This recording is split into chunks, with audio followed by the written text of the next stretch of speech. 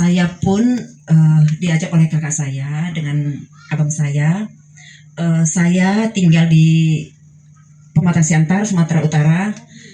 Saat ini berkunjung di sini karena beberapa hal, ada yang pesta, ada kebetulan anak-anak saya juga tinggal di sini, ada 3 orang, dan kemungkinan saya di sini pun mungkin ya agak lama.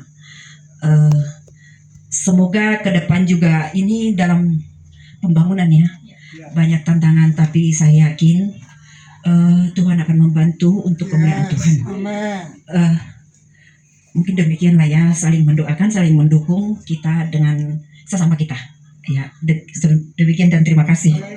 Oh iya, nama saya Nyonya Purba, Ibu Leli Rumsida Sitanggang. Suami. Iya, terima kasih.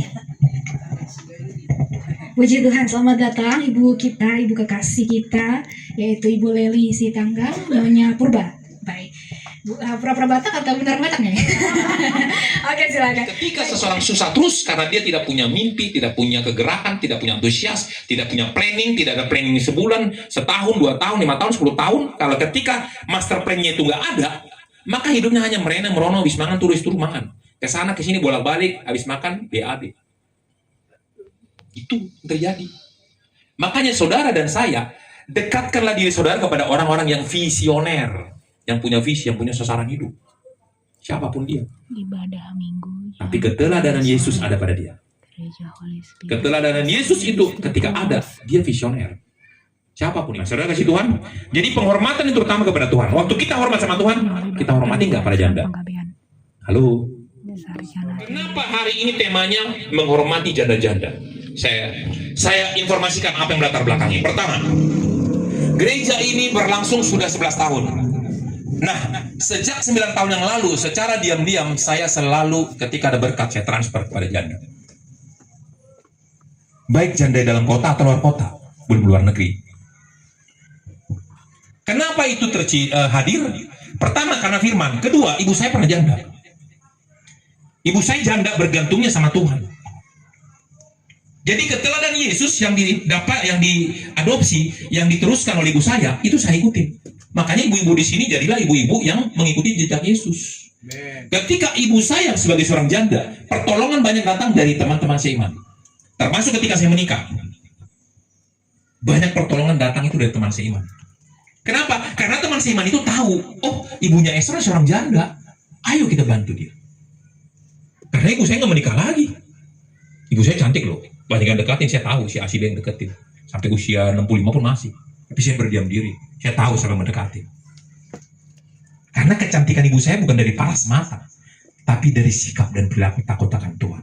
Alkitab mengatakan dalam Amsal pasal 31 ayat 10 dan seterusnya, seorang istri yang cakap, dia itu takut akan Tuhan. Kalau takut akan Tuhan, gak usah pakai makeup. Keren.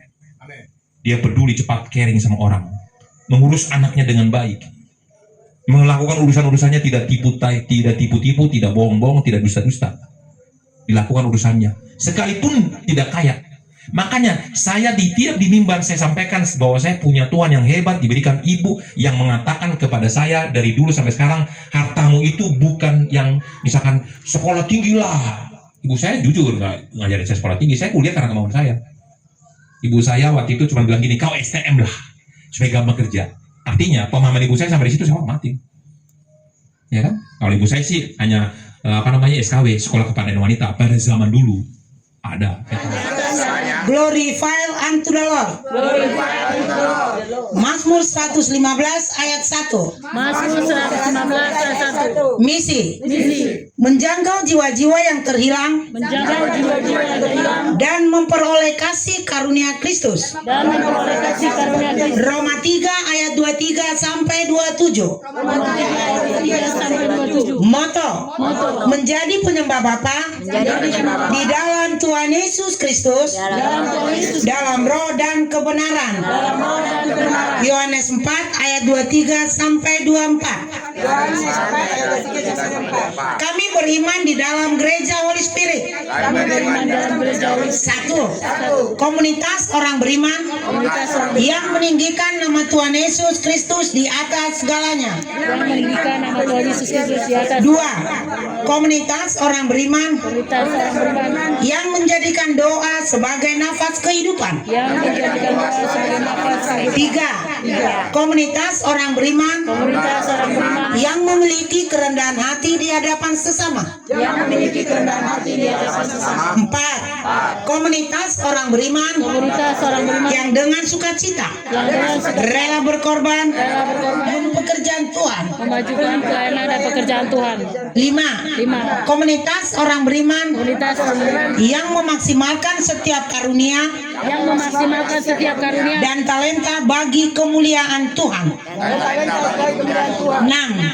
Komunitas orang beriman yang tidak mencari kesalahan, yang tidak mencari kesalahan, tidak saling menghakimi, tidak saling menghakimi, tidak menyalahkan sesama manusia. tidak menyalahkan sesama manusia. 7. Komunitas orang beriman yang memiliki hati mengampuni lebih dahulu. 8. Komunitas orang beriman pembawa damai, peacemaker, dan ambasador perwakilan Tuhan.